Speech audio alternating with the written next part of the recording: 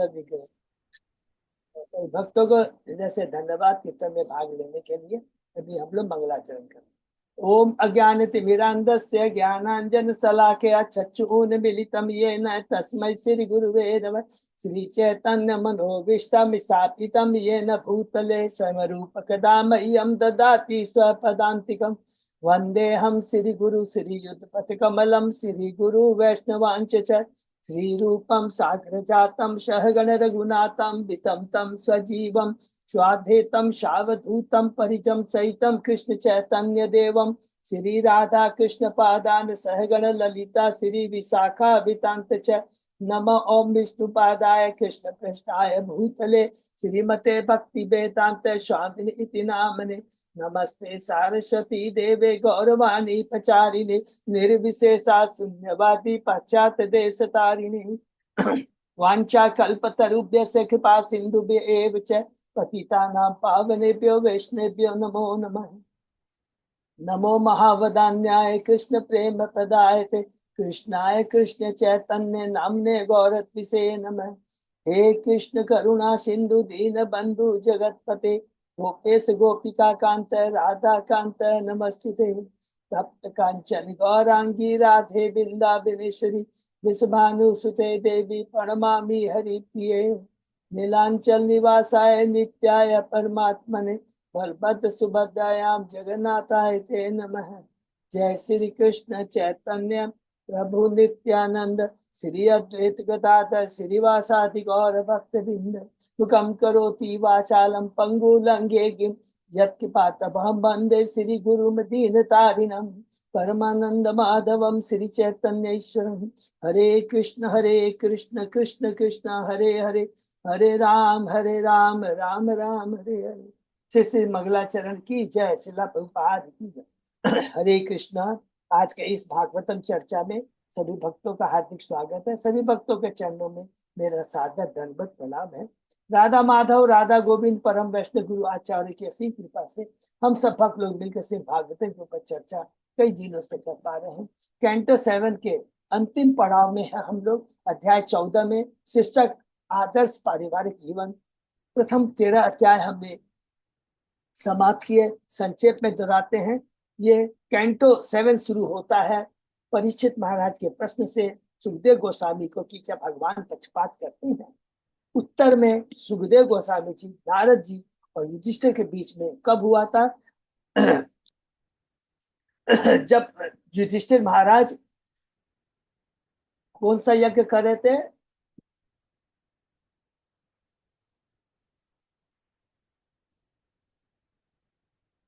अश्वमेध यज्ञ नहीं राष्ट्रीय दिवस।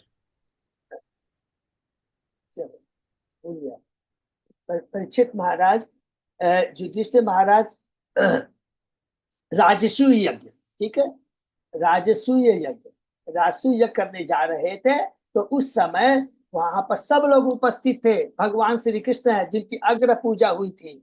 और शिशुपाल जब कहता है कि नहीं ये इसके लायक नहीं है, ये तो गवार है, गवाला है, और इस तरह भगवान को दुत्कार रहा था, गालियां दे रहा था। भगवान इंतजार कर रहे थे 100 गालियां इसकी पूरी हो जाए और उसके बाद में मैं इसका उद्धार कर दूंगा। हरि बोल। ये राशि बहुत इंपॉर्टेंट है। और इसी यज्ञ में भगवान ने युधिष्ठिर महाराज को हरिदास कहा था। हरिदास परम, ठीक है ना। तो ये इस राशि यज्ञ में बताते हैं कि देखो शिशुपाल का भगवान ने जो इतनी इच्छा करता उसका भी उसका उद्धार किया। दूसरे अध्याय में हिरण्यकशिपु के बारे में कि किस प्रकार वो जब उसके भाई का भगवान ने उद्धार करते, नाम है हिरण्याक्ष, जो कि द्वारपाल में क्या नाम से है? विजय नाम से है। जय और विजय, जय है हिरण्यकशिपु और विजय है कौन? हिरण्याक्ष। तो उसका उद्धार किया था, उससे क्रोधित होता है। तीसरे अध्याय में हमने देखा हिरण्यकशिपु का अमर बनने का इच्छा योजना कि किस प्रकार वो मंदिर पर्वत में जाकर कर तपस्या करता है, ब्रह्मा जी को प्रसन्न करता है, भगवान ब्रह्मा जी से वरदान प्राप्त करता है अमर होने का। चौथे अध्याय में देखा हिरण्यकशिपु का ब्रह्मांड में आतंक, किस प्रकार वो आतंक फैलाता है ब्रह्मा जी से वर प्राप्त करके। देवता जी घबरा करके भगवान के पास जाते हैं। भगवान कहते हैं कि जब वो मेरे भक्त को सताएगा तो मैं उसका वध कर दूंगा, उसका उद्धार कर दूंगा। 5वें अध्याय में भक्त प्रहलाद के बारे में हमने पढ़ा। प्रहलाद महाराज की जो भक्ति, अटूट भक्ति, और किस प्रकार प्रतिकूल वातावरण में कैसे हम भगवान के आश्रम में रह करके भक्ति को कंटिन्यू कर सकते हैं, ये प्रहलाद महाराज ने बताया।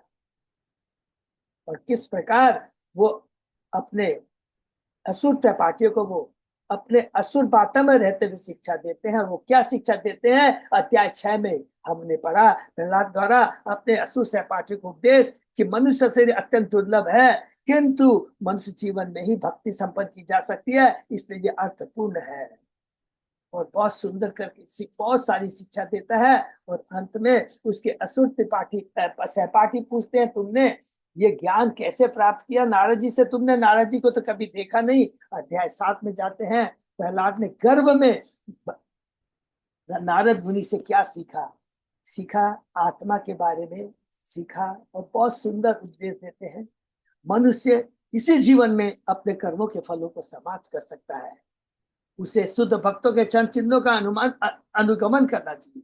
अतः भगवान की शुद्ध भक्ति करके ही इस पापी जीवन से हम मुक्त होकर के मूल अपना शुद्ध आध्यात्मिक जीवन प्राप्त कर सकते हैं। हरि बोल। 8वें अध्याय में हमने पढ़ा कि किस शीर्षक है, भगवान नरसिंह द्वारा असुरगण हरिकशिपु का पद, कि किस प्रकार भगवान नरसिंह उद्धार करते हैं कशिपु का। और उसके बाद में बहुत सारे पूरे ब्रह्मांड से अलग अलग लोग आकर के भगवान की स्तुति करते हैं, लेकिन भगवान को तुष्ट नहीं कर पाते, शांत नहीं कर पाते। 90वें अध्याय में है कि भक्त प्रहलाद की प्रार्थनाएं बहुत इंपॉर्टेंट है ये चैप्टर। 8वें श्लोक से लेकर पूरे 50 श्लोक में करीब करीब 40 दूसरे करीब 40 से 50 प्रार्थना है। और उसमें सबसे इंपॉर्टेंट, मन सारे ही इंपॉर्टेंट है, और एक ही चीज वो कहता है कि भगवान को किसी भी भेंट की आवश्यकता नहीं है। भगवान तो आत्मा राम है, भगवान को सब कुछ है। ये तो भगवान सेवा स्वीकार करते हैं हम बद्ध जीवों के प्योरिफिकेशन के लिए। हरि बोल। बहुत सुंदर, इतनी सुंदर सुंदर प्रार्थना है। इसको सुनकर भगवान प्रसन्न होते हैं, कहते हैं मुझसे वर मांगो, मैं ही एकमात्र ऐसा हूं जो सबों के इच्छाओं को पूरा कर सकता है। तो 10वें अध्याय में प्रवेश करते हैं। तो भक्त प्रहलाद क्या कहता है? शीर्षक है भक्त प्रहलाद कहता है, भगवान मैं व्यापारी नहीं हूँ जो सेवा के बदले में कुछ काम न कर सकूं। मैं तो आपका नित्य स्वार्थ एवं आप मेरे नित्य स्वामी है, शाश्वत है। आप मेरे शाश्वत प्रभु हैं, मैं आपका शाश्वत दास हूँ। हरि बोल। भगवान को प्रसन्न करता है और अंत में कहता है कि आप मेरे पिता का उद्धार कर दीजिए जिन्होंने निश्चय आपके चरणों में अपराध किया। भगवान कहता है जिस घर में तुम्हारा जैसा भक्त है उसकी 21 पीढ़ियां उद्धार कर ली जाती। हरि बोल।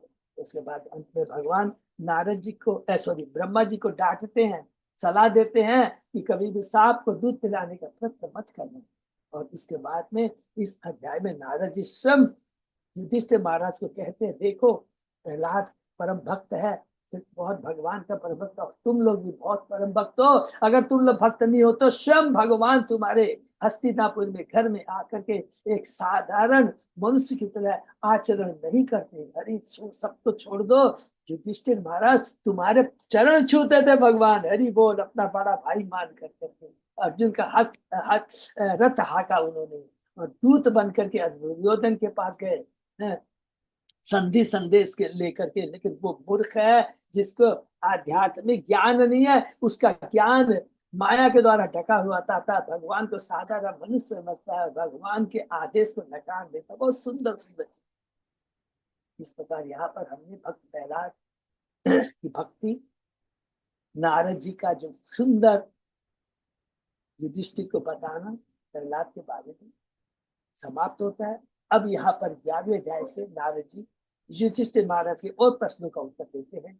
वो है हम बद्ध जीवों के लिए वर्ण आश्रम के बारे में, और उसके पहले क्या सनातन धर्म के बारे में बताते हैं।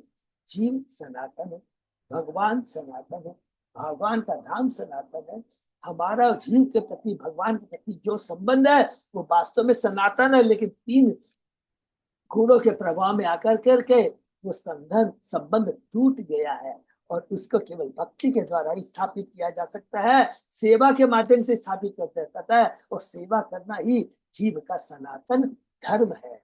ये सनातन धर्म के बारे में बताते हैं। फिर वर्ण के बारे में ब्राह्मण क्षत्रिय वैसे शुद्ध के बारे में बताते हैं। 12वें अध्याय में आश्रम के बारे में बताते हैं। कौन सा आश्रम? ब्रह्मचर्य और वानप्रस्थ के आश्रम के बारे में बताते हैं। 13वें अध्याय में बताते हैं सन्यास के बारे में, कि सन्यास को दूर दूर से भीख मांग कर जीवन यापन करना चाहिए। और सन्यासी का क्या धर्म है? एक अवधूत का आचरण। प्रहलाद महाराज किस प्रकार एक बार अवधूत ब्राह्मण से मिलते हैं और कहते हैं कि आप तो इस जिस हिसाब से लेते हुए आप पूरे के पूरे माने अवधूत है। अवधूत का मतलब है जो विचरण करता है, और वो पागल की तरह उसका आचरण होता है, लेकिन उसके दिव्य ज्ञान होता है, वो एकदम परमहंस लेवल तक होता है उसकी चेतना। ये याद रखेंगे। कहता है कि बहुत सुंदर कि मनुष्य योनि दुर्लभ है, हमें अपनी कार्य शक्ति को भगवान की सेवा में लगाना चाहिए, तब सारे भौतिक कार्यकलाप स्वतः रुक जाएंगे। इस मनुष्य जीवन में पुरुष तथा स्त्री का संयोग वास्तविक सुख नहीं दे सकता। जीव के लिए तो जीवन का वास्तविक स्वरूप आध्यात्मिक सुख है, और यही असली सुख है। और यही आध्यात्मिक सुख कब मिलता है? जब आत्मा को अपना आध्यात्मिक भोजन मिलता है, और वो आध्यात्मिक भोजन है भगवान का नाम, शुद्ध भक्तों का संग। भौतिक इंद्रिय भोग कर करके सुख प्राप्त करने की चेष्टा, ये कोरी क्या है? भ्रम है, कोरा भ्रम है। और इस तरह बहुत सुंदर शिक्षा है यहाँ पर देते हैं अवधूत ब्राह्मण के माध्यम से हमको, भमपद जीवों को परमहंस अवधूत। और ये डिटेल नारद जी बताते हैं युधिष्ठिर महाराज को। 14वें अध्याय में प्रवेश करते हैं, जो हमने कल शुरू किया। आदर्श पारिवारिक जीवन अर्थात गृहस्थ जीवन। यहाँ पर 12वें अध्याय में ब्रह्मचर्य वानप्रस्थ के बारे में बताया। 13वें अध्याय में संन्यास आश्रम के बारे में बताया। नारद जी कहते हैं कि ये जो गृहस्थ आश्रम है, इसको मैं अब इस अध्याय में थोड़े डिटेल में समझाऊंगा। तो स्टार्ट करते हैं। जो गृहस्थ है उन्हें अपनी आजीविका अर्जित करने के लिए कार्य करना चाहिए, इसमें कोई डाउट नहीं। अपने कर्मों के फलों को भोगने का प्रयास न कर करके इन फलों को भगवान वासुदेव कृष्ण को अर्पित करना चाहिए। ये बहुत इंपॉर्टेंट चीज है। कृष्ण को केंद्र में सारे याद करेंगे, और इसका मतलब हो गया हम सारे कार्य को कृष्ण को अर्पित कर रहे हैं, कृष्ण को केंद्र में रखते हैं। भगवान को भोजन बनता है रसोई में, कृष्ण को भोग लगा के प्रसाद दीजिए। हमने अपना धन्य है भगवान की सेवा में लगाई। तो इस तरह अपने कर्मों के फलों को भगवान में अर्पित करने के तो हम बंधेंगे नहीं, और धीरे धीरे हमारी चेतना निष्काम कर्म की हो जाएगी। सारे कार्य कर रहे हैं, कोई चीज किसमें आसक्ति नहीं है। उसी को बोलते हैं कि कर्म योगी, वास्तविक कर्म योगी। और वही कर्म योग जब पूर्ण रूप से हम निष्काम हो जाते हैं, तो यही कर्म योग बाद में भक्ति योग कहलाता है। तो कर्म योग की बहुत स्टेज है। इस जीवन में वासुदेव को किस तरह प्रसन्न किया जाए, हमें भगवत भक्तों की संगति के माध्यम से भली भांति सीखना चाहिए। केवल भगवत भक्ति की संगति से ही हम समझ सकते हैं। भगवत भक्ति की संगति बहुत अत्यंत श्रद्धा के संग करनी चाहिए, और विनीत भाव से उनसे किसके बारे में पूछना चाहिए? भगवान की लीलाओं के बारे में, भगवान के अवतार के बारे में हमें सुनना चाहिए। जो वास्तव में बुद्धिमान है उसे शरीर निर्वाह के लिए जितना आवश्यक है उतना ही अर्जित करना चाहिए। पारिवारिक मामलों में बाहर से तो अपने को बहुत अधिक आसक्त दिखाना चाहिए, किंतु भीतर से अनासक्त होकर उनके पीछे रह सकते हैं, लेकिन उनके बातों में लिपट नहीं जाए। अनासक्त रहना है, क्योंकि परिवार में रहना है। नहीं तो सब आपको बोलेंगे बहुत ज्यादा भक्ति दिखा रहा है। यही बहुत बड़ी कला आचार, क्योंकि नहीं तो हमारे आचरण से कभी ये नहीं प्रदर्शन होना चाहिए कि मैं बहुत बड़ा भक्त हूँ, तुम बहुत बड़े अभक्त हो, मैं तुमसे बात नहीं करना चाहता। नहीं, ये सब it is art of preaching, this is a part of preaching. बहुत सुंदर बात कर रहे हैं। बुद्धिमान मनुष्य को अपने कार्यकलापों की योजना को सरल बनाए, कॉम्प्लिकेटेड नहीं बनाना चाहिए। और यदि पत्नी पत्नी पुत्र सब प्रेशर डाले कि नहीं ये प्लानिंग करना, ये काम करना है, तो उनसे आर्गुमेंट ना कर कर कर करके हाँ में हाँ मिला देना चाहिए। लेकिन अपना जो दृढ़ संकल्प है कि मेरे को अपनी भक्ति छोड़ कर करके पारिवारिक इन चक्र में नहीं पड़ना है, इसमें दृढ़ संकल्प रहना चाहिए। बहुत बड़ी कला है। जीवन में आवश्यकता से ज्यादा पाने एवं उसका स्वामी बनने का प्रयास करने वाला चोर कहलाता है और प्रकृति के नियम द्वारा दंडित होता है। अरे वो ये हमने पढ़ा। और आगे नारद जी, युधिष्ठिर महाराज स्वयं गृहस्थ है, देखिए, लेकिन वो तो क्या है, भगवान के परम भक्त है, पार्षद। हम बद्ध जीवों को शिक्षा देने के लिए आगे गृहस्थों के लिए क्या शिक्षा देते हैं हम लोग पढ़ते हैं। ओम नमो भगवते वासुदेवाय, ओम नमो भगवते वासुदेवाय, ओम नमो भगवते वासुदेवाय। नारायण नमस्कृत्य नरं चैव नरोत्तमं देवी सरस्वती व्यासं ततो जयमुदीरये। नस्तायेषु अभद्रेषु नित्यं भागवत सेवया भगवती उत्तम श्लोके भक्ति भवति नैष्ठिकी। कृष्णाय वासुदेवाय देवकी नंदनाय च नंद गोप कुमाराय गोविंदाय नमो। आराधयो भगवान भजेश तनय ततदाम वृंदावन रमया काचित वासना ब्रजवधू वर्गेण्य कल्पिता। श्रीमद्भागवतम प्रमाणम अमलम प्रेमापमर्थो महान श्री चैतन्य महाप्रभो मत विने तत् आदरो न पर। हरे कृष्ण कृष्ण कृष्ण हरे हरे, हरे राम राम राम हरे। कैंटो 7 चैप्टर 14 आदर्श परिजीवन श्लोक नंबर 9। बहुत बहुत धन्यवाद अच्युत दास ने। हम तो शुरू करते हैं। मिग उष्टकर मर्क आकु सरीसृप खग मक्षिका आत्मन पुत्रवत पश्येत तेषाम अंतर तेषाम अंतरम कियत।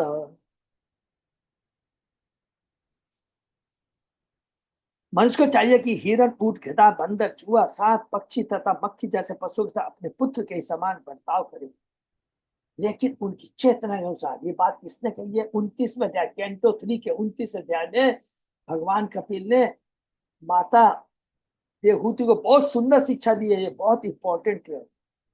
इन निर्दोष पशुओं तथा पुत्रों के बीच वास्तव में अंतर ही कितना है। कृष्ण भारतीय व्यक्ति को पशुओं तथा अपने घर के अबोध बालकों में कोई अंतर नहीं दिखता। यहाँ तक कि हमारे समान जीवन में भी पालतू कुत्ते या बिल्ली को बच्चों की तरह माना जाता है। बच्चों की तरह बुद्धिमान पुरुष भी परमेश्वर के पुत्र हैं। अतः कृष्ण भारतीय व्यक्ति को चाहे वह गृहस्थ ही क्यों न हो, बच्चों तथा बेचारे पशुओं में भेदभाव नहीं बरतना चाहिए। दुर्भाग्यवश आधुनिक समाज के ने विभिन्न योनि के पशुओं को मारने के लिए अनेक साधन ढूंढ निकाले हैं। उदाहरणार्थ खेतों में ऐसे तमाम चूहे मक्खियां तथा अन्य प्राणी होते हैं जो उपज को हानि पहुंचाते हैं। अतः कभी कभी उन्हें जीवनाशियों के द्वारा मार दिया जाता है। लेकिन इस श्लोक में इस प्रकार के वध का निषेध किया गया। प्रत्येक जीव को भगवान द्वारा प्रदत्त भोजन से पोषित होना चाहिए। मानव समाज को अपने आप को ईश्वर की संपत्ति के मात्र भोक्ता नहीं समझना चाहिए। प्रत्येक मनुष्य को यह समझना चाहिए कि अन्य पशुओं को भी ईश्वर की संपत्ति में अधिकार है। इस श्लोक में सांप का भी उल्लेख है, जिसका अर्थ यह हुआ कि गृहस्थ को सबसे भी ईर्षा नहीं करनी चाहिए। यदि प्रत्येक प्राणी भगवान के उपहार स्वरूप अन्न को खाकर तुष्ट है तो एक दूसरे में स्पर्श परस्पर ईर्षा किस लिए? आधुनिक काल में लोग समाज में साम्यवादी विचारों के प्रति अत्यधिक उन्मुख रहते हैं, लेकिन हम यह नहीं समझ पाते कि श्रीमद् भागवत के इस श्लोक में जो कुछ बताया गया है, क्या उससे बढ़कर कोई अन्य साम्यवादी विचार हो सकता है? हरि बोल। यहाँ तक कि साम्यवादी देशों में बेचारे पशुओं का वध बिना विचारे किया जाता है, जबकि इन पशुओं को भी जीवित रहने के लिए अपना नियत भोजन ग्रहण करने का अधिकार है। त्रिवर्गम नाति कृक्षेण भजेत गृहमेत्यपि यथा देशम यथा कालम यावत देव उपपादितम। यदि कोई ब्रह्मचारी सन्यासी या वानप्रस्थ न होकर मात्र गृहस्थ हो तो भी उसे धर्म अर्थता या काम के लिए अधिक श्रम नहीं करना चाहिए। यहाँ तक कि गृहस्थ जीवन में भी भगवत कृपा से स्थान तथा काल के अनुसार न्यूनतम प्रयास से जो कुछ उपलब्ध हो जाए उसी से अपना जीवन यापन करते हुए संतुष्ट रहना चाहिए। उसे अपने आप को उग्र कर्म में नहीं लगाना चाहिए। तो देखिए बार बार प्रभु नारद जी युधिष्ठिर को बता रहे हैं, इस स्पेशली गृहस्थ के लिए। मानव जीवन में 4 सिद्धांतों की पूर्ति होनी चाहिए: धर्म, अर्थ, काम तथा मोक्ष। सर्वप्रथम उसको विभिन्न विधि विधानों का पालन करते हुए धार्मिक बनना चाहिए और तब अपने परिवार के पालन हेतु एवं अपने इंद्रियों की तृप्ति के लिए कुछ धन कमाना चाहिए। इंद्रिय तृप्ति के लिए सबसे महत्वपूर्ण संस्कार विवाह है, क्योंकि संभोग या मैथुन भौतिक शरीर की प्रमुख आवश्यकता है। यत मैथुन आदि गृह मेदि सुखम ही तुच्छम। मैथुन यद्यपि जीवन की उन्नत आवश्यकता नहीं है, लेकिन भौतिक प्रवृत्तियों के कारण पशु या मनुष्य दोनों में ही कुछ न कुछ इंद्रिय तृप्ति की आवश्यकता पड़ती है। मनुष्य को वैवाहिक जीवन से तुष्ट रहना चाहिए और अतिरिक्त इंद्रिय तृप्ति या विषय जीवन में शक्ति व्यय नहीं करनी चाहिए। जहां तक आर्थिक विकास की बात है, यह उत्तरदायित्व तो वैश्यों तथा गृहस्थों पर छोड़ देना चाहिए। मानव समाज को वर्णों तथा आश्रमों में विभाजित होना चाहिए: ब्राह्मण, क्षत्रिय, वैश्य, शूद्र, ब्रह्मचर्य, गृहस्थ, वानप्रस्थ, संन्यास। गृहस्थों के लिए आर्थिक विकास आवश्यक है। ब्राह्मण गृहस्थों को अध्ययन, अध्यापन, यजन तथा याजन से संतुष्ट रहना चाहिए। ब्राह्मण को यह कार्य पारिस्परिक लिए बिना करना चाहिए, किंतु जिस व्यक्ति को वह मनुष्य बनने की शिक्षा दे उससे वह दान ले सकता है। जहां तक क्षत्रियों का संबंध है, वे पृथ्वी के राजा माने जाते हैं और वैश्यों में पृथ्वी का वितरण कृषि कार्यों, गोरक्षा तथा व्यवहार के होना चाहिए। शुद्धों को कार्य करना चाहिए। कभी कभी उन्हें खून करो, लुहारो, सुनारो आदि के नित्य कार्यों में लगना चाहिए या फिर अन्न उत्पादन करने के कठिन श्रम में लगना चाहिए। ये वे विभिन्न वृत्ति परक कर्तव्य है जिन्हें जीविकोपार्जन के लिए मनुष्य को करना होता है, और इसी तरह मानव समाज को भी सीधा साधा होना चाहिए। किंतु इस समय प्रत्येक व्यक्ति तकनीकी विकास में लगा हुआ है, जिसे भगवद गीता में उग्र कर्म अर्थात अत्यंत कठिन प्रयास किया गया। मतलब बड़ी बड़ी फैक्ट्री खोलना, बड़े बड़े इसके लिए यही उग्र कर्म मानव मस्तिष्क के अंदर क्षोभ का कारण है। मनुष्य नाना पापपूर्ण कार्यों में व्यस्त रहते हैं और कसाई घर, मदिरालय तथा सिगरेट फैक्ट्रियां खोलकर तथा इंद्रिय भोग के लिए रात्रि क्लब एवं अन्य प्रतिष्ठान खोलकर अपने को पतित बनाते हैं। इस प्रकार वे अपने जीवन को बर्बाद कर देते हैं। निसंदेह इन सारे कार्यों में गृहस्थ फंसते हैं। अतः यहाँ पर अपी शब्द के प्रयोग द्वारा यह सलाह दी गई है कि गृहस्थ होते हुए भी, अपी माने भी, मनुष्य को उग्र कर्म में नहीं लगना चाहिए। मनुष्य की जीवा के साधन अत्यंत सरल होने चाहिए। केवल 1/4 जनसंख्या को गृहस्थ होना चाहिए और उसे भी सीमित इंद्रिय के निकट रहना चाहिए। गृहस्थ, वानप्रस्थ, ब्रह्मचारियों तथा सन्यासियों को कृष्ण भाव में बनने में ही सारी शक्ति लगा देनी चाहिए। इस प्रकार की सभ्यता देव वर्णाश्रम कहलाती है। हरि बोल। कृष्ण भाव आंदोलन का एक उद्देश्य देव वर्णाश्रम की स्थापना करना है, तथा कथित वर्णाश्रम को प्रोत्साहित करना नहीं, जो मानव स्वद्वारा वैज्ञानिक विधि से व्यवस्थित प्रयासों के अनुसार नहीं।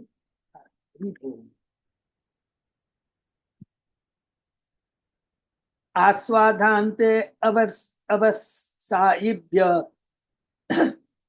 कामन सर्वी भजेत यथा अपि एकाम आत्मनोदारां ऋणाम स्वत्व गृहो यत। कुत्तों, पतित पुरुषों तथा चंडाल समेत अछूतों को उनकी समुचित आवश्यकता प्रदान करके उनका पालन करना चाहिए। आवश्यकताएं गृहस्थों द्वारा पूरी की जानी चाहिए, यहाँ तक कि घर की अपनी उस पत्नी को भी जिससे मनुष्य निष्ठा पूर्वक आसक्त होता है, अतिथियों तथा सामान्य जनों के स्वागत में नियुक्त करना चाहिए। यद्यपि आधुनिक समाज में कुत्ते को घरेलू साज सामान माना जाता है, लेकिन वैदिक गृहस्थ जीवन पद्धति में कुत्ता अस्पृश्य होता था। जैसा कि यहाँ बताया गया, कुत्ते का पालन भोजन देकर किया जा सकता है, लेकिन उसे घर में घुसने नहीं दिया जाता। इसलिए देखिए, ये जो एक एक जीवों की चेतना के अनुसार क्या आचरण होना चाहिए, हमको फिर से पढ़ना चाहिए। भगवान कपिल ने जो 29वें अध्याय में माता देवकी को बहुत समझदार, यहाँ पर खाली एक लाइन पढ़ लेंगे, अरे कुत्ते सबको, सांप, कुत्ता, शेर को भी अपना समान माने, वो भगवान का अंश है। उस दृष्टि से ध्यान में रखते हुए उसके संग अत्याचार नहीं करना चाहिए, लेकिन उसकी जैसी चेतना होती है उसी हिसाब से। एक छोटा सा बच्चा है, वो अच्छा छोटा सा बच्चा है, आप उसको 1000 का या 500 का नोट दे देंगे वो तो फाड़ देगा कागज समझ के। तो उसकी चेतना के हिसाब से हर जीव के संग व्यवहार होना चाहिए, ये बोलना चाहते हैं। उसे घर में घुसने नहीं दिया जाता। सैन कक्ष की बातें तो दूसरों को रही। जाति से निकाले व्यक्ति या अछूत चांडलों को भी जीवन की अवस्था प्रदान की जानी चाहिए। इस संबंध में यथाशब्द प्रेरित हुआ है, जिसका अर्थ है जितने का पात्र हो। इसको अंडरलाइन कर लेंगे, जितने का पात्र हो। वो क्या पात्र किस हिसाब से होता है? चेतना के हिसाब से। वो जितने का पात्र हो उसे ये चीज प्रदान करनी चाहिए। जाति से निकाले गए लोगों को आज तक अधिक धन नहीं दिया जाना चाहिए, अन्यथा वे उसका दुरुपयोग करेंगे। हरि बोल। उदाहरण, इस समय निम्न जाति के लोगों को काफी मजदूरी दी जाती है। वैसे अपने धन को ज्ञान का अनुसरण करने या जीवन में प्रगति करने में उपयोग न करके शराब पीने रहता, इसे पागल। आपने हमने देखा है छोटी जाति के लोगों को थोड़ा सा भी जब बोनस मिलती है, ये मिल जाती है, तो वो लोग क्या करते हैं? बचत नहीं करते, शराब पीने में लगा देते हैं। इस तरह देखेंगे दुर्गा पूजा में सबसे ज्यादा शराब की सेल होती है। ये इवन ये हमारे पास डेटा आए हैं। जैसे भगवद गीता में कहा गया, चातुर्मय मया सिस्टम गुण कर्म, गुणों के हिसाब से लोगों के कार्य तथा गुणों के साथ मानव समाज के चार व्यवहार होने चाहिए। निम्नतम गुण वाले व्यक्ति ऐसा कोई कार्य नहीं कर सकते जिसमें उच्चतर बुद्धि की आवश्यकता हो। यद्यपि मनुष्य के कर्मों तथा गुणों के साथ ऐसा विभाजन होना चाहिए, किंतु फिर भी यहाँ यह सुझाया गया है कि प्रत्येक व्यक्ति को जीवन की आवश्यकता प्राप्त होनी चाहिए। आजकल के साम्यवादी प्रत्येक व्यक्ति को जीवन की आवश्यकता दिलाने के पक्ष में, किंतु वे केवल मनुष्य पर विचार करते हैं, निम्नतम पशुओं पर नहीं। किंतु भागवत में दिए गए सिद्धांत इतने व्यापक है कि प्रत्येक जीव को, चाहे मनुष्य हो या पशु, उनके गुण दोषों में विचार किए बिना जीवन की आवश्यकता प्रदान की जानी चाहिए। वो की बहुत अपनी पत्नी को भी जनता की सेवा के लिए दे देने के लिए पीछे यह भावना होती है कि वह अपनी पत्नी के घनिष्ठ संबंध को धीरे धीरे त्याग दे, क्योंकि इस अत्यधिक घनिष्ठता के कारण अपनी पत्नी को अपनी अर्धांगिनी अपने से अभिन्न सोचता है। जैसा कि पहले सुझाया गया, स्वामित्व की भावना को यहाँ तक कि अपने परिवार के स्वामित्व को भी त्याग देना होगा। भौतिक जीवन का स्वप्न ही जन्म मृत्यु के चक्र में बंधने के लिए कारण स्वरूप, अतः इस स्वप्न को त्याग देना चाहिए। फलतः मानव जीवन अपने पत्नी के प्रति आसक्ति को त्यागना होगा, जैसा कि यहाँ पर सुझाव दिया गया है।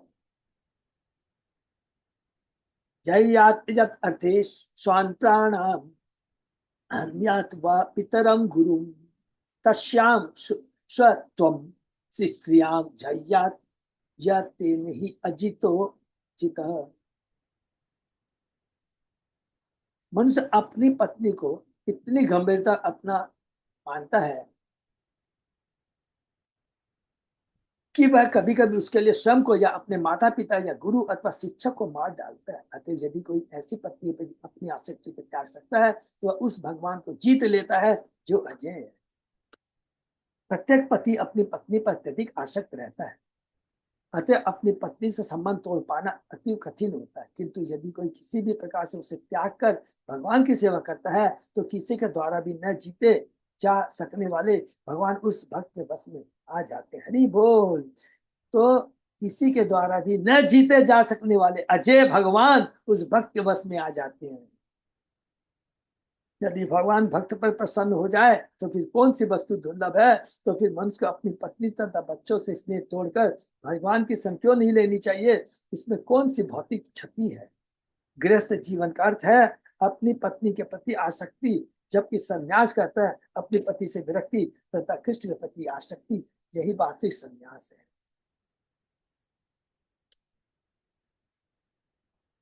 कृमि मीट भस्म निष्ठान अंतम क्वेदम तुच्छम कलेवरम क्वात दीयरति भार्या क अयम आत्मा न भक्षति। समुचित सोच विचार के बाद मनुष्य को अपनी पत्नी के शरीर का आकर्षण त्याग देना चाहिए, क्योंकि यह शरीर अंतर्गत छोटे छोटे कीड़े मकोड़ों मल या राख में परिणत हो जाएगा। तो भला इस तुच्छ शरीर का क्या महत्व? परम पुरुष कितना महान है कि वह आकाश के समान सर्वव्यापी है। हरि बोल। हमारा कृष्ण हमारा परम पुरुष। यहाँ पर इसी बात पर बल दिया गया कि मनुष्य अपनी पत्नी के प्रति या पत्नी अपने पुरुष के प्रति, दोनों के लिए है, या विषय जीवन के प्रति आसक्ति त्याग दी। यदि मनुष्य बुद्धिमान हुआ तो वह अपनी पति के शरीर को पदार्थ का एक पिंड मानता है जो अंततः छोटे छोटे कीड़े मकोड़ों बल या राख में परिणत हो जाएगा। विभिन्न समाजों में अंत्येष्टि क्रिया के समय मनुष्य के शरीर को तरह तरह से नष्ट होने दिया जाता है। कुछ समाजों में चीलों द्वारा शरीर को खा देने के लिए दिया जाता है।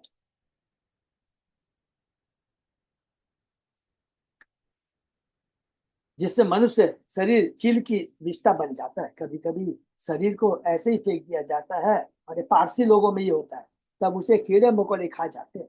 किसी किसी समाज में मृत्यु के बाद शरीर को तुरंत जला दिया जाता है, जिससे भस्म हो जाता है। प्रत्येक दशा में यदि बुद्धिमानी के साथ सोचा जाए तो शरीर का क्या महत्व है। चीलों का भोजन है, अग्नि का भोजन है। हरि बोल। अंतवंत इमे देवा नित्य योक्ता शरीर। शरीर किसी भी क्षण नष्ट हो सकता है, किंतु आत्मा तो नित्य है। यदि मनुष्य अपने शरीर के प्रति आसक्ति त्याग कर आत्मा के प्रति आसक्ति बढ़ाए तो उसका जीवन सफल हो जाए, यह सोचने विचारने का विषय है। हरि बोल। सिद्धे यज्ञावशिष्ट अर्थो कल्पयेत वृत्तिमात्मनः शेषे सत्वम त्यजन प्राज्ञ पदवी महताम यात। बुद्धिमान व्यक्ति को प्रसाद खाकर या 5 प्रकार के संपन्न करके तुष्ट रहना चाहिए। ऐसे कार्य से मनुष्य शरीर के स्वामित्व के प्रति अपनी अनुरक्ति को त्याग सकता है। जब वह ऐसा करने में समर्थ होता है तो वह महात्मा के पद पर दृढ़ स्थित हो जाता है। प्रकृति ने पहले से हमें भोजन देने की व्यवस्था कर रखी। हरि बोल। भगवान के आदेश से ईश्वर का पहला ही श्लोक है जिसमें कहते हैं भगवान के आदेश से 84 लाख योनियों में प्रत्येक जीव के लिए खाने की वस्तुओं की व्यवस्था है। एको बहुनाम यो विदधाति कामा ईसावास इदम सतत या प्रत्येक जीव को कुछ न कुछ खाना पड़ता है, और भगवान ने पहले से उसकी जीवन की अवस्था की व्यवस्था। भगवान ने हाथी और चींटी दोनों ही के लिए भोजन बनाया। हरि बोल। सारे जीव भगवान के भरोसे जीवित है। अतः बुद्धिमान मनुष्य को भौतिक सुविधाओं के लिए कठिन श्रम नहीं करना चाहिए, प्रत्युत उसे कृष्ण भावनामृत को अग्रसर करने के लिए अपनी शक्ति बचानी चाहिए। हरि बोल। आकाश, वायु, स्थल तथा समुद्र में उत्पन्न की गई सारी वस्तुएं भगवान की है। हर जीव को और हर जीव को भोजन मिलता है। अतः मनुष्य को आर्थिक विकास के विषय में अधिक उत्सुक नहीं रहना चाहिए, उग्र वर्क नहीं करना चाहिए। उग्र का लिखा प्रभुपाद जी ने। और न जन्म मृत्यु के चक्र में गिरने के लिए व्यर्थी समय तथा शक्ति का अपव्यय करना, व्यर्थ करना, समय का व्यर्थ, शक्ति का व्यर्थ नहीं करना चाहिए। देवा ऋषिन नृभूतानि पितृनात्मानम अनवहम स्ववृत्तिया आगत वितेन यजेत पुरुषम पृथक। मनुष्य को चाहिए कि प्रतिदिन वह उन परम पुरुष की पूजा करे जो हर एक के हृदय में स्थित है, और इसी आधार पर उसे देवताओं, साधु पुरुष, सामान्य मनुष्यों तथा जीवों, अपने पुरखों तथा स्वयं की अलग अलग पूजा करनी चाहिए। इस प्रकार वह प्रत्येक व्यक्ति के हृदय में स्थित परम पुरुष की पूजा कर सकता है। यही आत्मनो अधिकाराद्य सर्वा शिव यज्ञ संपद वेतानिकेन विधिना अग्निहोत्र आदिना यजे। जब कोई व्यक्ति संपत्ति तथा ज्ञान से समृद्ध हो, जो उसके पूर्ण नियंत्रण में हो, और जिनसे वह यज्ञ संपन्न कर सके या भगवान को प्रसन्न कर सके, तो उसे शास्त्रों के अनुसार अग्नि में आहुतियां डालकर यज्ञ करना चाहिए। इसलिए उसे भगवान की पूजा करनी चाहिए। माने जिसके पास जैसी श्रद्धा संपत्ति है उस हिसाब से सब कुछ भगवान के लिए करना चाहिए। यदि गृहस्थ वैदिक ज्ञान में पटु हो और भगवान को पसंद करने के लिए पूजा करने हेतु काफी धनवान हो, तो उसे चाहिए कि प्रामाणिक शास्त्र आधारित यज्ञ संपन्न करे। भगवद गीता निष्पत्त का यज्ञार्थ कर्मणो अन्यत्र लोकोयम कर्म बंधना, ये बहुत इंपॉर्टेंट श्लोक है एकदम, गीता का 3रा अध्याय को। अगर हम कोई भी कार्य करते, कोई भी कार्य अगर वो कृष्ण से संबंधित नहीं है, कृष्ण के सुनिश्चित के अंदर नहीं है, तो वो कार्य बंधन का कारण बनेगा। पाप कर्म हो या पुण्य कर्म हो या कोई भी तरह के कर्म, यू नेम एनी कर्म, वो बंधन का कारण होगा। क्योंकि सारे कार्य वो कृष्ण को छोड़कर जो सारे कार्य होते हैं वो अपने इंद्रिय तृप्ति के लिए होते हैं। कोई सूक्ष्म रूप में हो सकता है, क्या स्थूल रूप में, लेकिन होते हैं अपनी इंद्रिय तृप्ति के लिए। किंतु इन कर्मों को यज्ञ को अर्पित करना है, जिस यज्ञ माने भगवान को अर्पित करना चाहिए, जिससे भगवान प्रसन्न हो। यदि कोई इतना भाग्यवान हो कि दिव्य ज्ञान के साथ साथ उसके पास धन भी हो जिससे यज्ञ संपन्न हो सके, तो उसे शास्त्रों के आदेश के अनुसार यज्ञ करने चाहिए। श्रीमद् भगवद गीता में कहा गया कृते यद विद्यायतो विष्णु त्रेतायाम यजतो मखे द्वापरे परिचर्यायाम कलो तत् हरि कीर्तना। सारी वैदिक सभ्यता का लक्ष्य भगवान को प्रसन्न करना है। सतयुग में ऐसा अपने हृदय में भगवान का ध्यान करके किया जाता था। वही लक्ष्य द्वापर युग में मंदिर में भगवान की पूजा करके प्राप्त किया जाता था। और इस कलयुग में संकीर्तन यज्ञ द्वारा उसी लक्ष्य को प्राप्त किया जा सकता है। अतः जिसके पास विद्या तथा संपत्ति दोनों हो, उसे चाहिए कि इसका उपयोग भगवान को प्रसन्न करने के लिए करे और पहले से चल रहे संकीर्तन आंदोलन की सहायता करे, माने प्रचार कार्य में मदद करे। ये भागवतम का बहुत इंपॉर्टेंट श्लोक है 12वें अध्याय का। सारे शिक्षित तथा संपत्तिमान व्यक्तियों को इस आंदोलन में सम्मिलित होना चाहिए, क्योंकि सारी विद्या का धन भगवान की सेवा के निमित्त है। यदि उन्हें भगवान की सेवा में नहीं लगाया जाता तो इन बहुमूल्य निधियों को माया की सेवा में लगाना पड़ेगा। हरि बोल। इस समय तथाकथित विज्ञानियों, दार्शनिकों तथा कवियों की विद्या माया की सेवा में लगी हुई है, लेकिन माया की सेवा के विश्व में अराजक स्थिति उत्पन्न होती है। अतः धनवान व्यक्ति को, शिक्षित व्यक्ति को अपने ज्ञान तथा ऐश्वर्य का त्याग भगवान को संतुष्ट करने में कर देना चाहिए और संकीर्तन आंदोलन में सम्मिलित होना चाहिए। यज्ञ संकीर्तन प्राय यजंती ही सुमेध सह न ही अग्नि मुख तो अयम वह भगवान सर्व यज्ञ भुक इज्ये अभिषा राजन यथा विप्रमुखे होते। भगवान श्री कृष्ण सारी यज्ञ आहुतियों के भोक्ता है। भोक्तारम यज्ञ सर्व।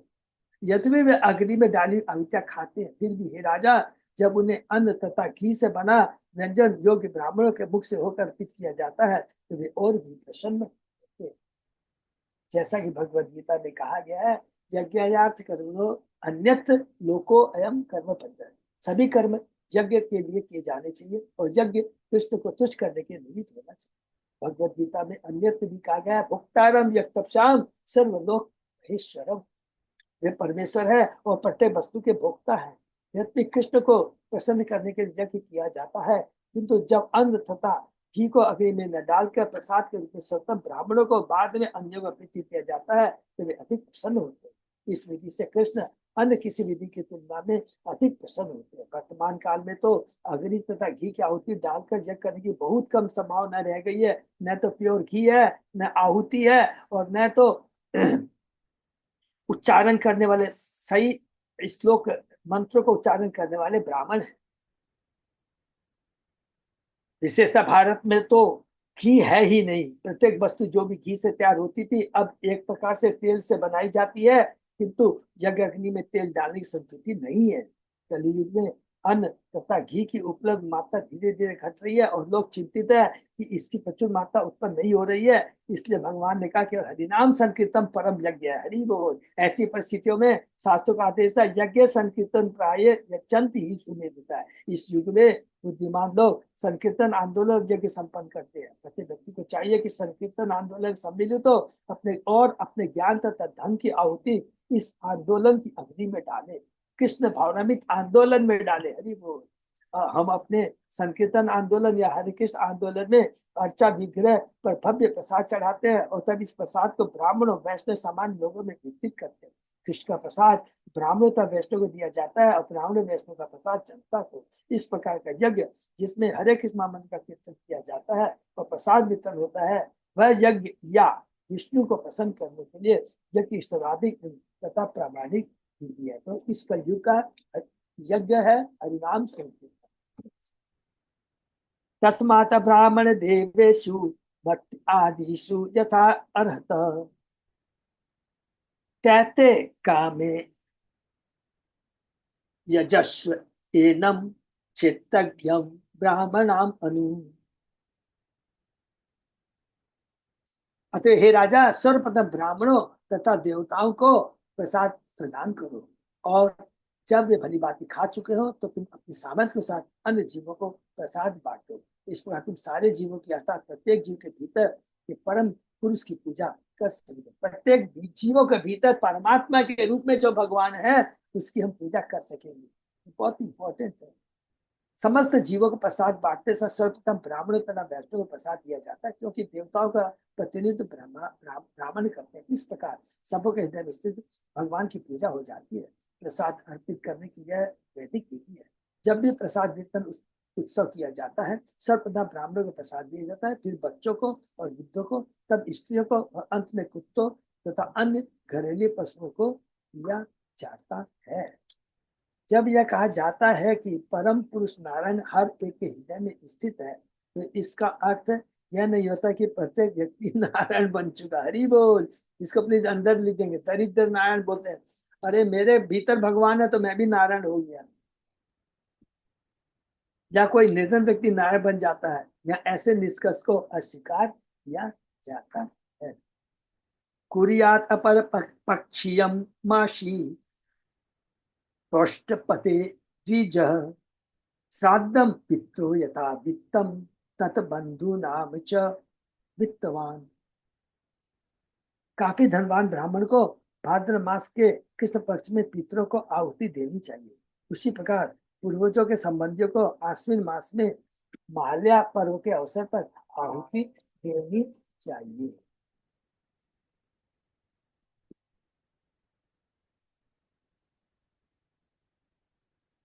प्रभु जी, यहाँ पे आइए। धनवान ब्राह्मण को मतलब है प्रभु। काफी धनवान ब्राह्मण को, अच्छा धनवान मतलब व्यक्ति को ब्राह्मण को भाद्र मास में देना चाहिए बोलना चाह रहे हैं ना? माने ब्राह्मण के लिए बोला गया प्रभु, ये ब्राह्मण के लिए। जो काफी धनवान ब्राह्मण हो उसको भाद्र मास में कृष्ण पक्ष में पितृ का आहुति देनी चाहिए। ब्राह्मण के लिए तो आहुति तो सभी दे सकते हैं।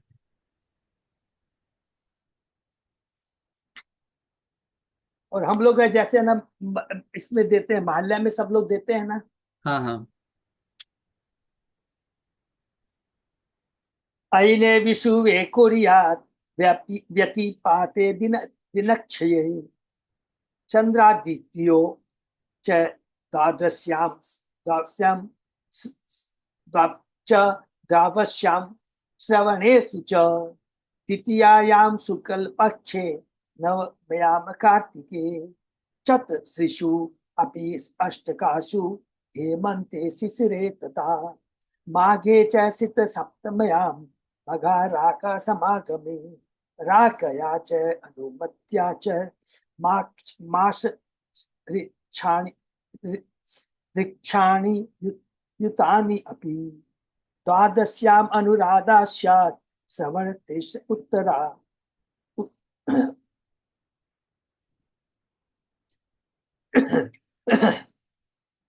तिथ्रिशेषु एकादशी व आशु जन्म ऋक्ष श्रोण योग युग।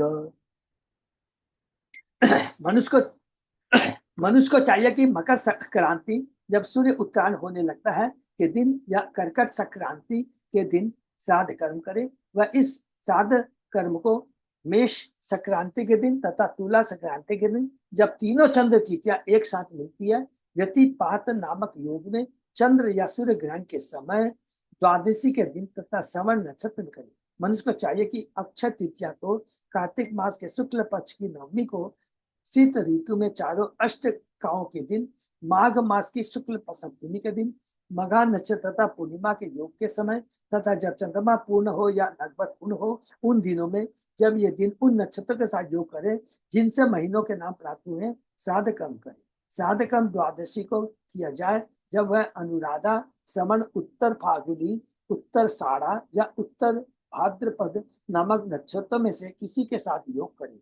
यही नहीं, एकादशी को भी श्राद्ध किया जाए जब यह उत्तर फाल्गुनी, उत्तराषाढ़ा या उत्तर भाद्रपद के योग में। अंत में मनुष्य को चाहिए अपने जन्म नक्षत्र या श्रवण नक्षत्र योग वाले दिनों में श्राद्ध करते। इसमें यहाँ प्रभुपाद जी क्या बोलते हैं हम लोग सुनते हैं। अयन शब्द का अर्थ है पथ या गमन। ये 6 मास जिनमें सूर्य उत्तर की ओर जाता है उत्तरायण अर्थात उत्तरी पथ कहलाते हैं, और वे 6 मास जब सूर्य दक्षिण की ओर जाता है दक्षिणा या दक्षिणी पथ कहलाते हैं। इसका उल्लेख भगवद गीता के 8वें अध्याय के 24 और 25 में। जिस दिन सूर्य उत्तर की ओर जाना आरंभ होता है और मकर राशि में प्रवेश करता है वह मकर संक्रांति कहलाती है। जिस दिन सूर्य दक्षिण की यात्रा प्रारंभ करके कर्क राशि में प्रवेश करता है वह कर्कट संक्रांति कहलाता है। वर्ष के इन 2 दिनों में श्राद्ध पर्व मनाया जाना चाहिए। विषुव या विषुव संक्रांति का अर्थ है मेष संक्रांति, वह दिन जब सूर्य मेष राशि में प्रवेश करता है। तुला संक्रांति के दिन सूर्य तुला राशि में प्रवेश करता है। ये दोनों दिन वर्ष में एक बार पड़ते हैं। योग शब्द सूर्य तथा चंद्र के विशेष संबंध का सूचक है जब ये आकाश में घूमते हैं। योग की 27 विभिन्न कोटि है जिनमें से 17वीं व्यतिपात है। जिस दिन यह पढ़े उस दिन श्राद्ध कर्म करना चाहिए। तिथि या चांद्र दिवस सूर्य तथा चंद्रमा के देशांतरों की दूरी है। कभी कभी तिथि 24 घंटों से कम होती है। जब कोई तिथि सूर्योदय के बाद शुरू होती है और अगले दिन के सूर्योदय के पहले अंत होती है तो पिछली तिथि तथा अगली तिथि सूर्योदय के मध्य 24 घंटों के दिन का स्पर्श करती है।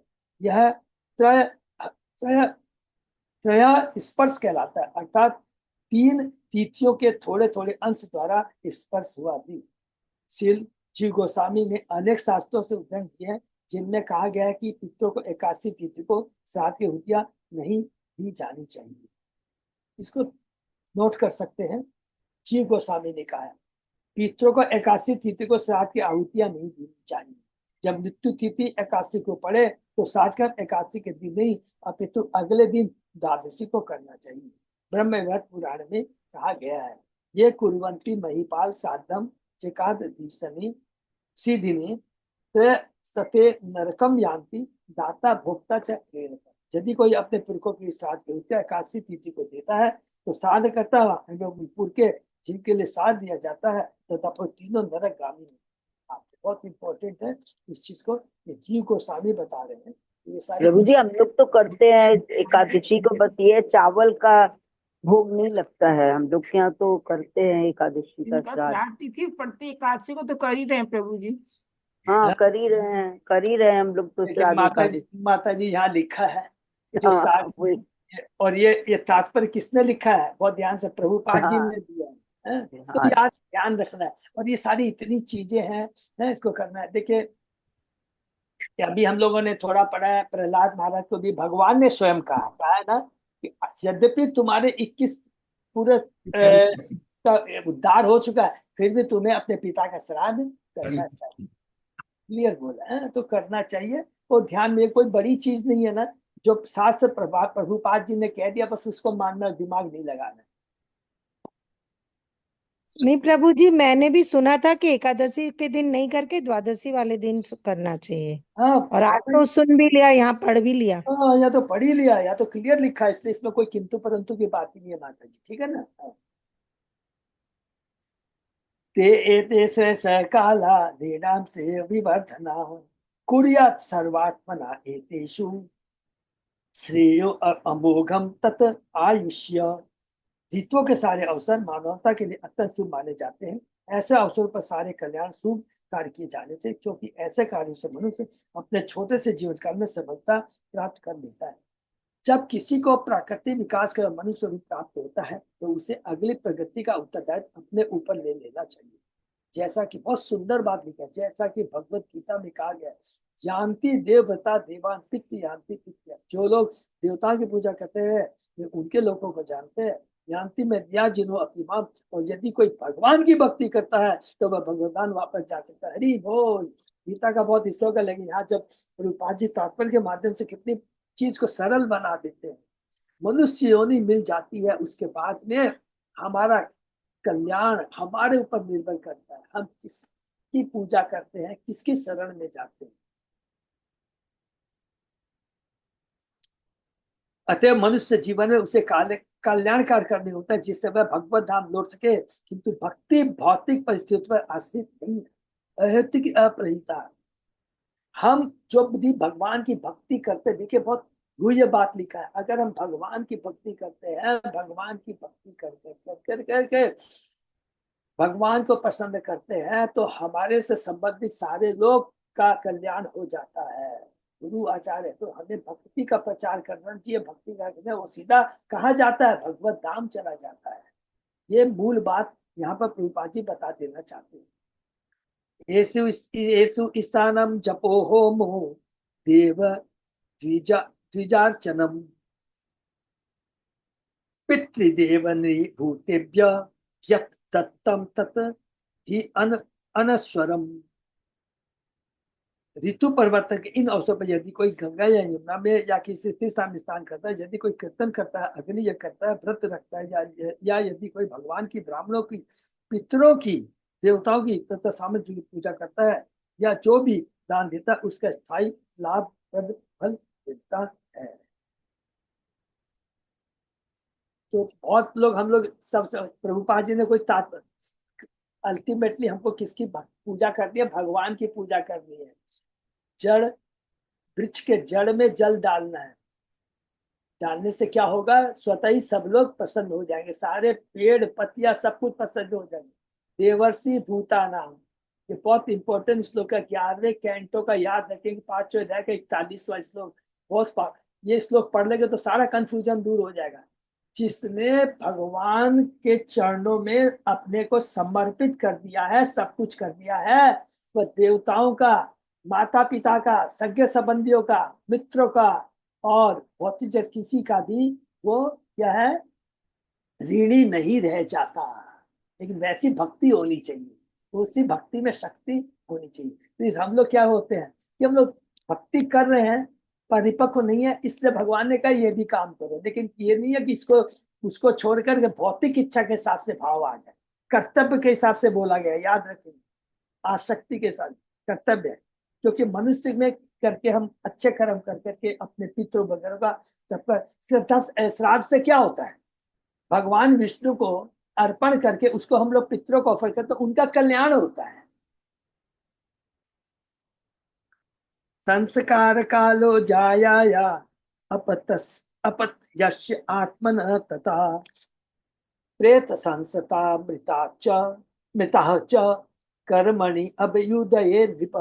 हे राजा युधिष्ठिर, अपनी पत्नी, अपनी संतान के संस्कार अनुष्ठानों के लिए नियत समय पर या अंत्येष्टि संस्कार तथा वर्षों के अवसर पर मनुष्य को सकाम क्रम में आगे बढ़ाने के लिए उपयुक्त शुभ उत्सव संपन्न करने चाहिए।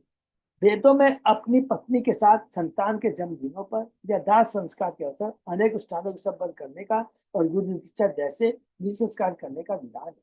इन्हें काल तथा परिस्थिति एवं शास्त्र आदेशानुसार मनाना चाहिए। भगवद गीता की संबंध संस्कृति है, ज्ञात्वा शास्त्र विधानोक्तम, शास्त्रों में जैसा सूचित तो उसी अनुसार हर काम किया जाए। किंतु कलयुग के लिए शास्त्रों का आदेश है कि सदैव संकीर्तन यज्ञ संपन्न किया जाए। देख लीजिए, ये यहाँ प्रभुपाद जी ने क्लियर कर दिया है।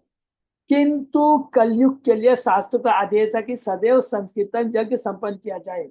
हरिनाम संकीर्तन कलयुग का युग धर्म है, कीर्तनीय सदा हरि। शास्त्रों में बताए गए सारे स्थानों के पहले और बाद में संकीर्तन होना चाहिए। शिव जी गोस्वामी जी की यही संस्कृति है, यही नैन चीज है।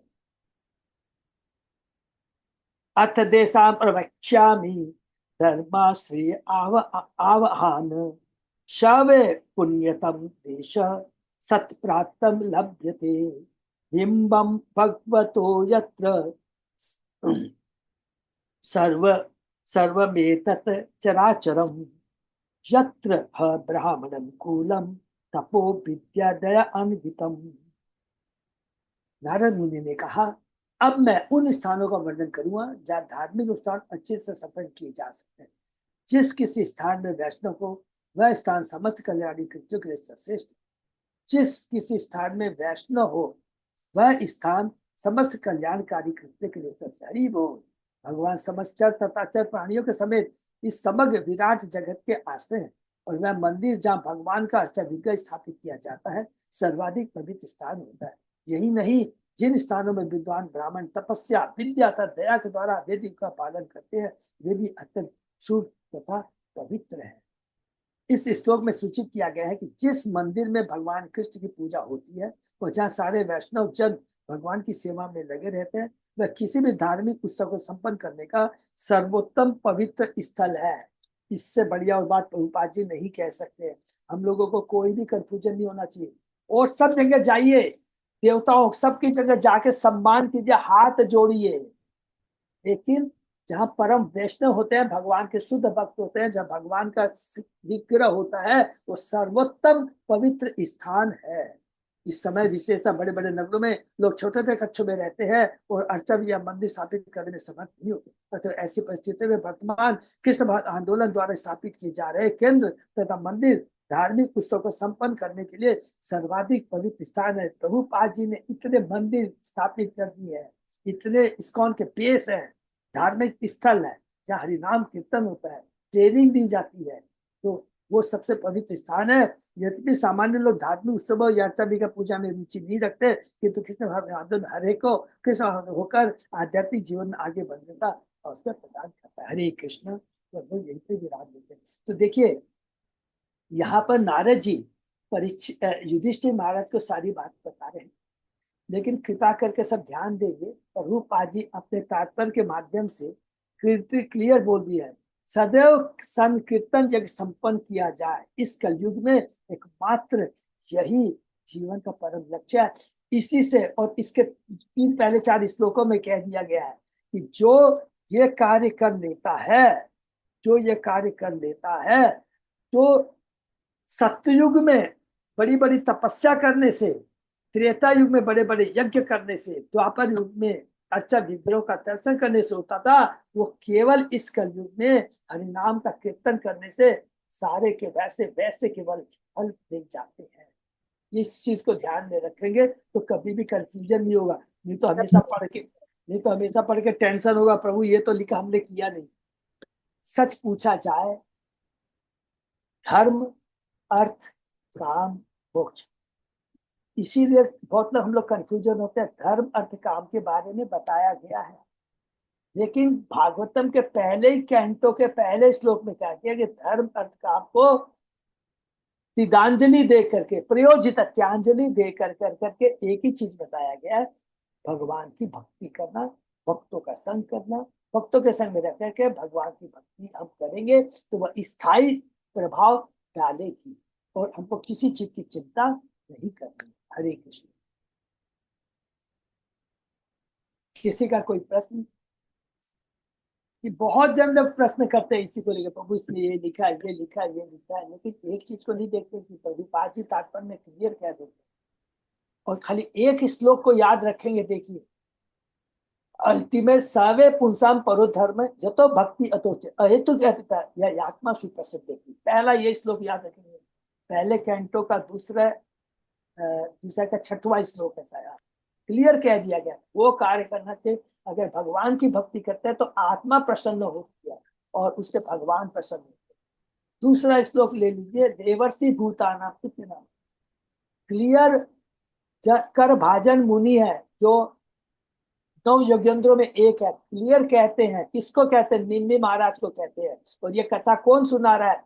नारद जी भगवान वसुदेव जो कृष्ण के पिता, उनको बता रहे हैं कि जिसने भगवान की शरण ग्रहण कर लिया, भगवान को तुष्ट कर लिया है, वो इस ब्रह्मांड में कोई उसका ऋणी नहीं रहता। माने ऋणी का मतलब है जिनसे हमारी भौतिक आसक्ति है।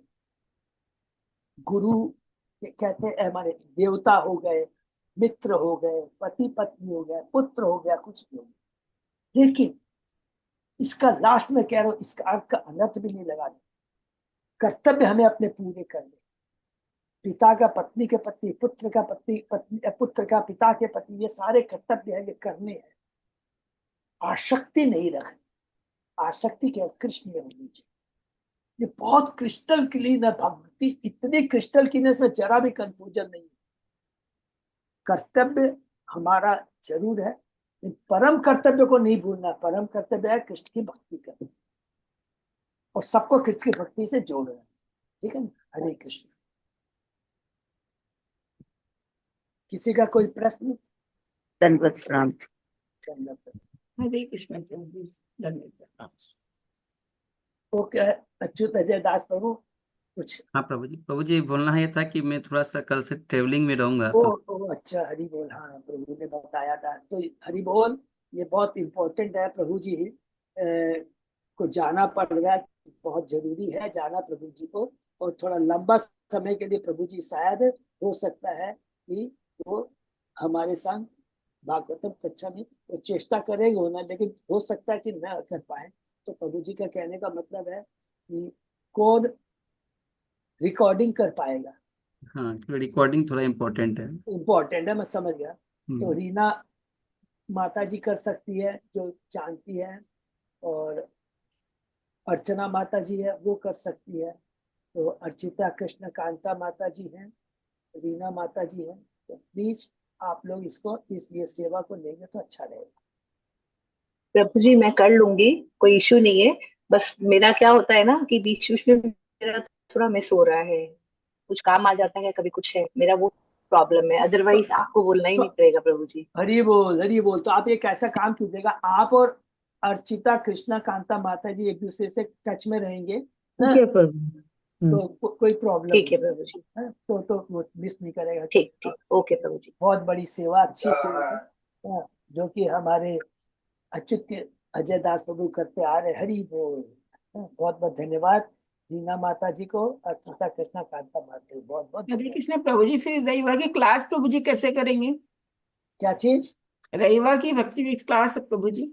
वो बात कर लेंगे माता वो जी। बात कर लेंगे, बात करेंगे, वो कोई बात नहीं, अपने बात कर लेंगे, ठीक है ना। हरे हरे कृष्णा। तो यही पे विराम देते हैं। बहुत बहुत धन्यवाद। कृष्ण, विराम करते हैं, फिर कल सुबह शाम। हरे कृष्ण प्रभु जी। हरे कृष्ण।